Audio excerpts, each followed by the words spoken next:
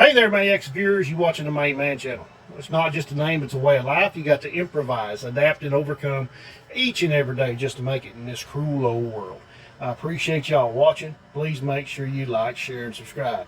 Anyway, that being said, here's another video in our Buford Pusser series, our Buford Pusser investigation series, into the life of Buford Pusser and the cold case murder of Pauline Pusser.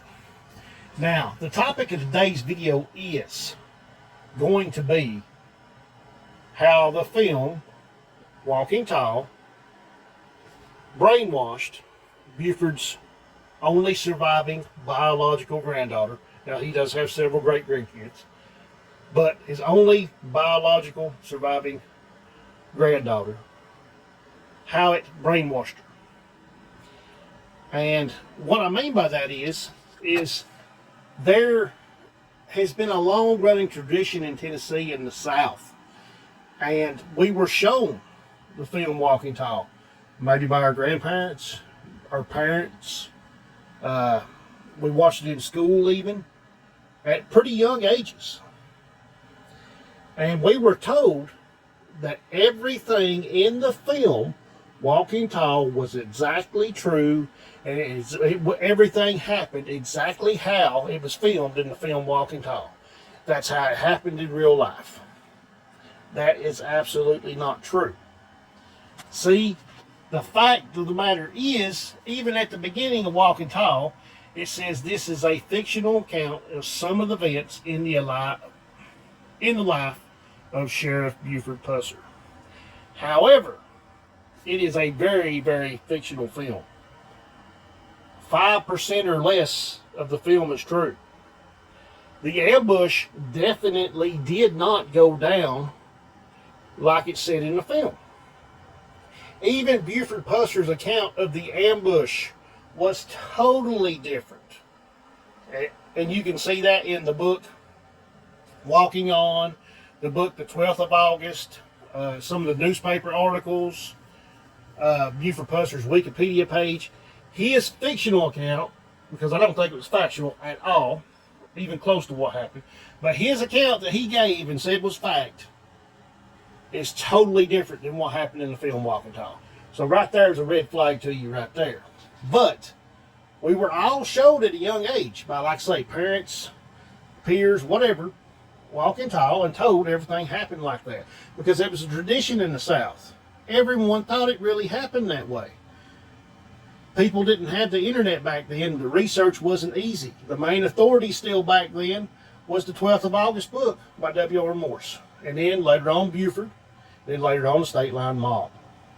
All by W.R. Morse. And the only more information Morris had was the information that was passed on to him by Buford. He had done some research and stuff of his own, but most of what he had came directly from the horse's mouth, Buford's mouth. And it was just simply not true.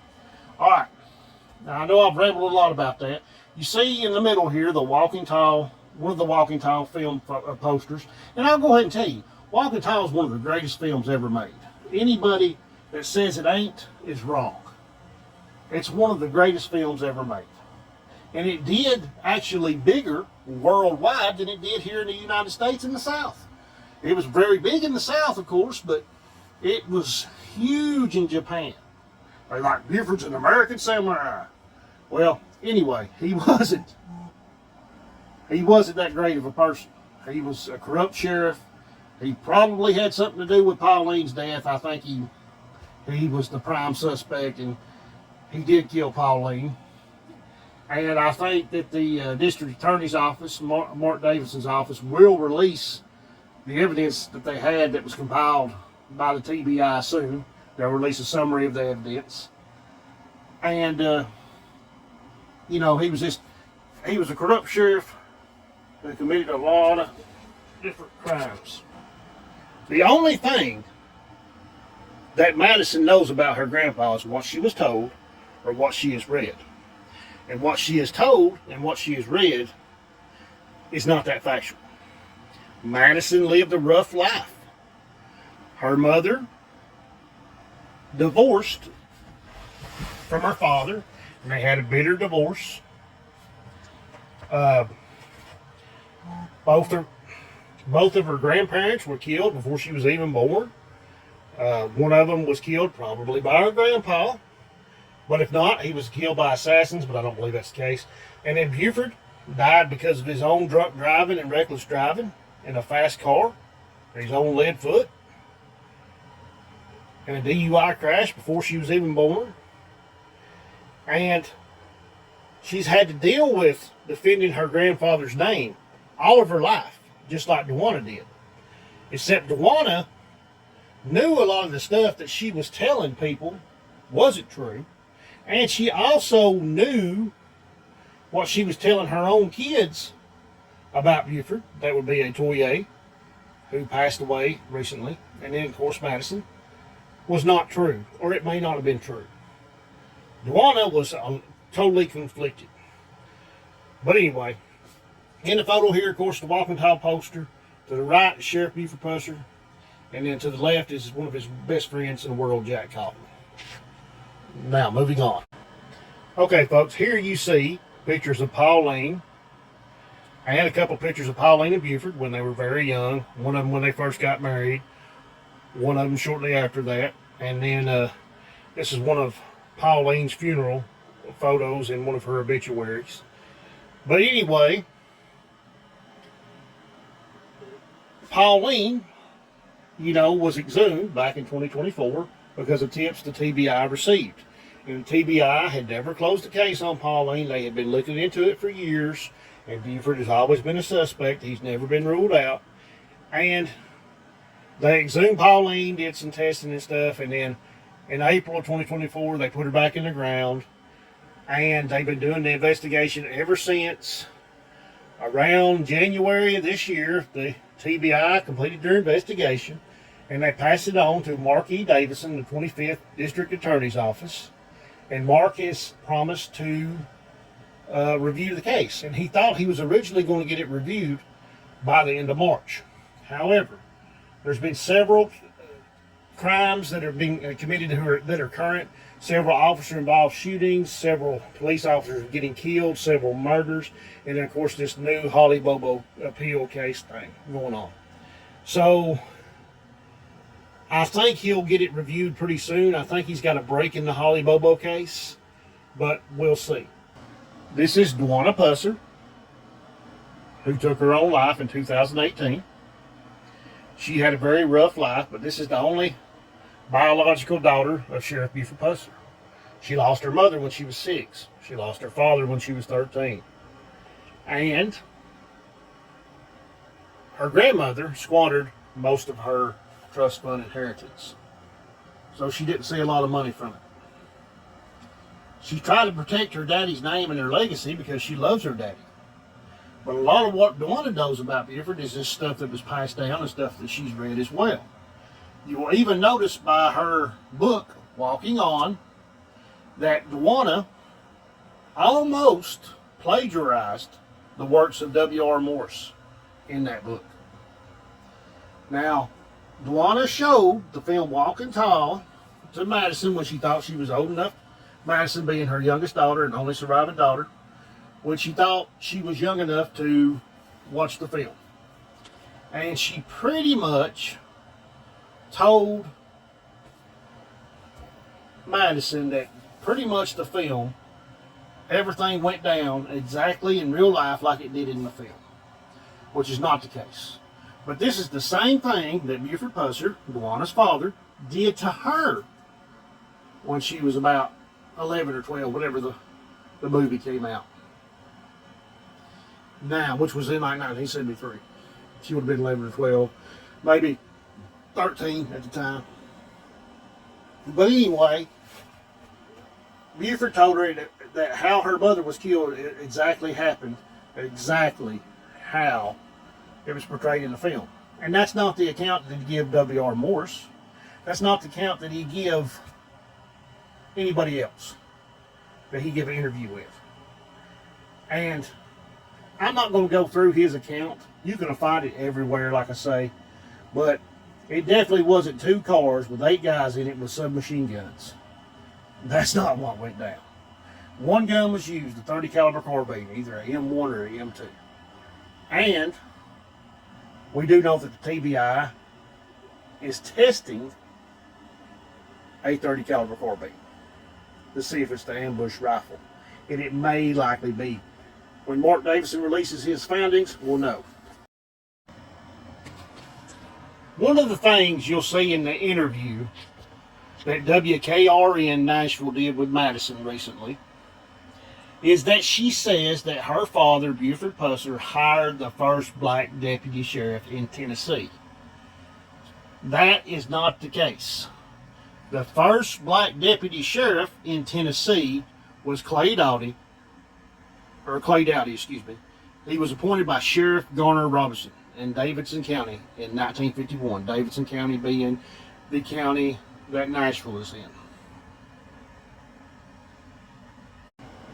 To the right here, you see Deputy Clay Dowdy on the far right here.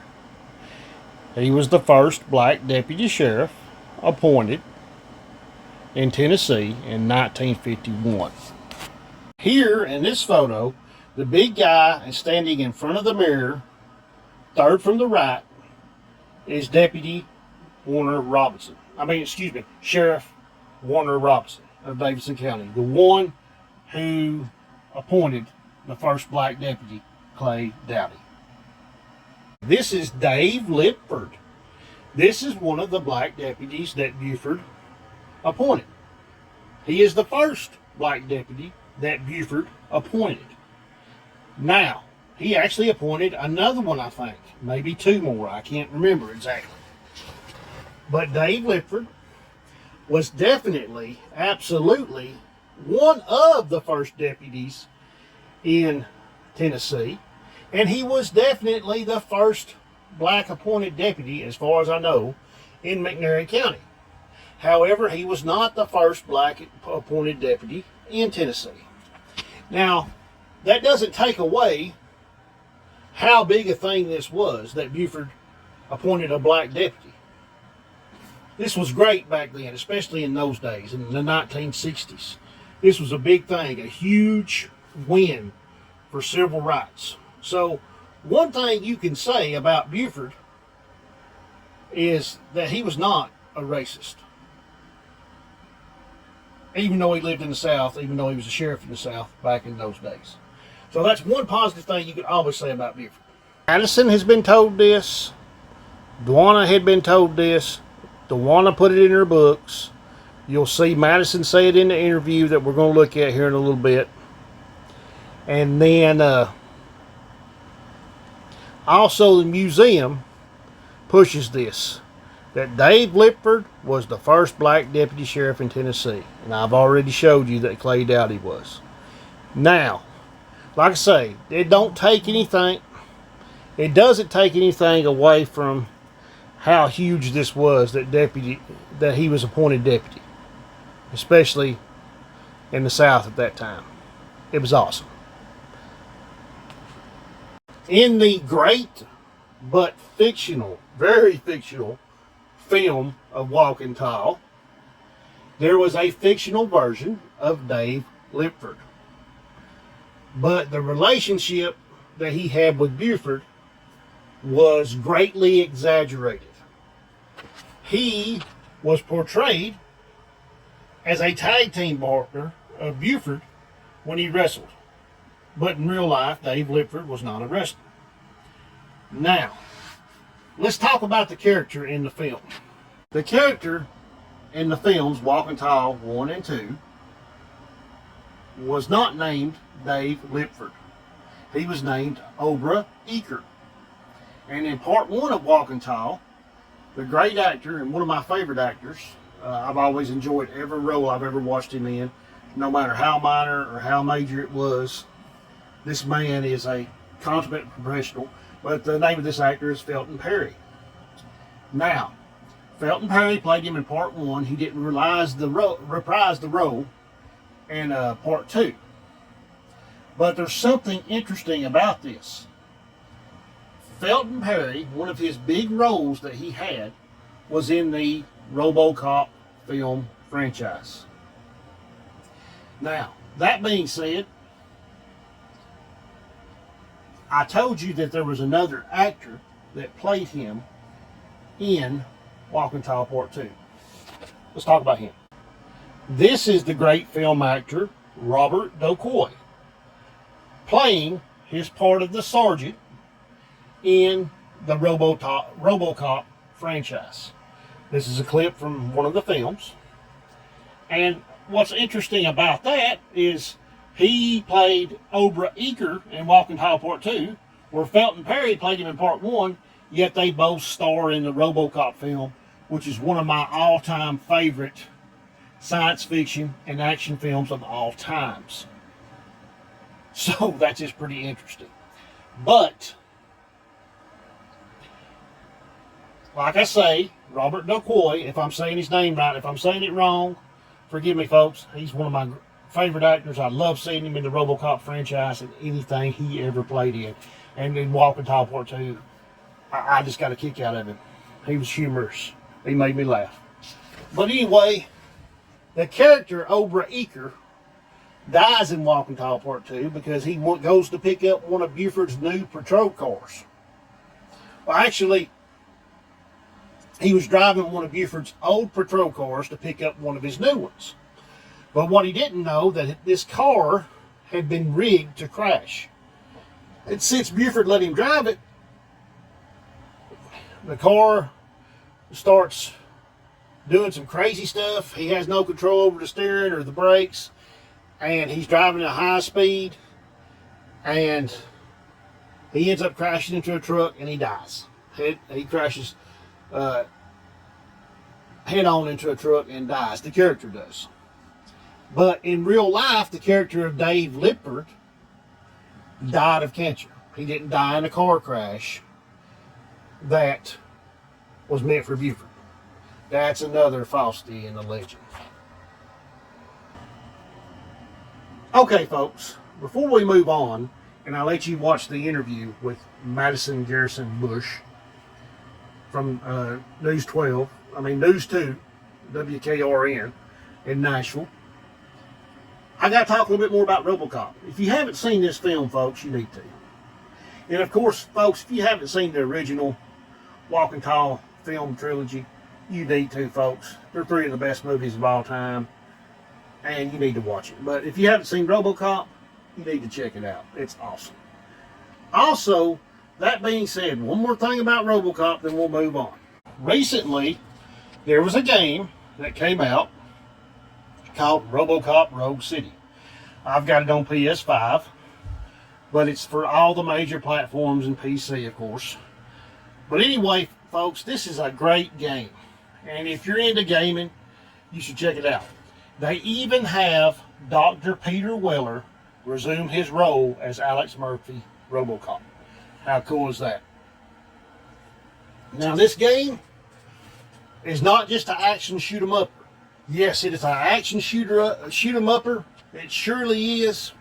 But it has some slower content in it where you actually have to do some detective work, where you actually have to do some patrolling. And you actually encounter what a cop would encounter on a foot patrol in the city. You encounter some scenarios that you have to handle. This minor stuff, like parking violations, city ordinances, folks drinking in public, just different things. And you choose from options how you handle that. So it makes you think, and it affects how you play in the game later on. So it's definitely a cool game. You should check it out. Well, folks, you just don't ever know what you're going to get with me. I mean, you're going to get to watch this interview with Madison Garrison Busch here, and you're going to see some of the things that I was talking about that she was told that wasn't true. So we got to talk about, you'll get to see this. You'll get to see, you've gotten to see what's going on in the case right now. You've also got a review of Walking Tall. You've also got a review of RoboCop and RoboCop Rogue City. So 2 movie reviews and a game review, even though they were very short in this, and then you're going to get to watch this interview here. So I just want you to know, folks, that the legend of Buford Pusser is actually almost a complete lie. What we were taught about Buford Pusser is not true. And I think when D.A. Mark Davidson releases his findings,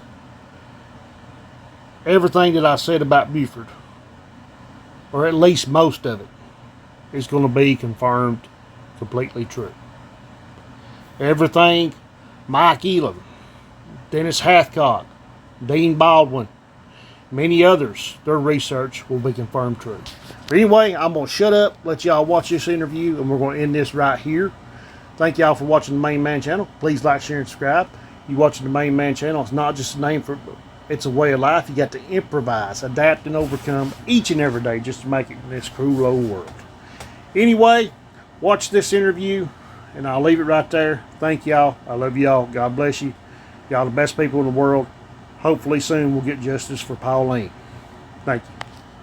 Pusser died more than 50 years ago, but his daughter carried on the legacy before her death in 2018.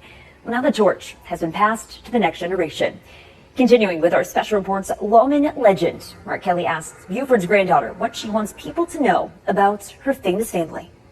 So, Madison, how old were you when you first started hearing stories about your grandfather, Buford Pusser?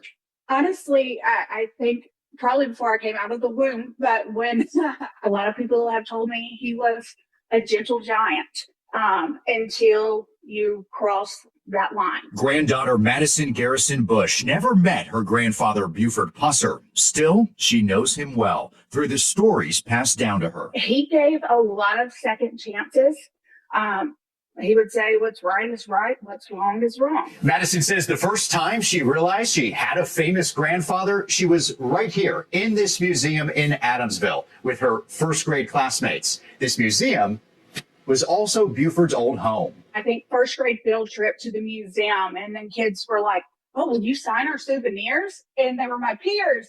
And I was like, I guess, sure. For Madison, her grandfather was ahead of his time. She's proud to say that he was the first in Tennessee to hire a black deputy. And she admits his way of serving justice would not work in today's day and age. But when need be, he showed compassion as well. She says he would allow inmates to work and earn some money. He would release them during the day to go to work so that they could still provide for their family, and then return back to the jail after the workday was done. To me, he represents respect, integrity, and a legacy of doing what is right. When Madison was older, her parents allowed her to watch the 1973 film Walking Tall about her late grandfather. The film chronicles both Buford's crime-fighting actions, but also his wife Pauline's tragic murder. Madison remembers watching that film with her mother. It really hurt my mom, and just like it hurt my granddad to have to walk out during the really hard scenes of when we lost part of our family and during all of this. Madison left McNairy County, but she's never left behind the Pusser family legacy. Over the years, she's come back home to the festival, just like her mother Dwana did, in order to hand out the Buford Pusser Festival Law Enforcement Award to an exemplary officer of the law. To me, it is a way and such an honor to keep his legacy alive and doing what I saw my mother do my whole life. In McNairy County, Mark Kelly, News 2.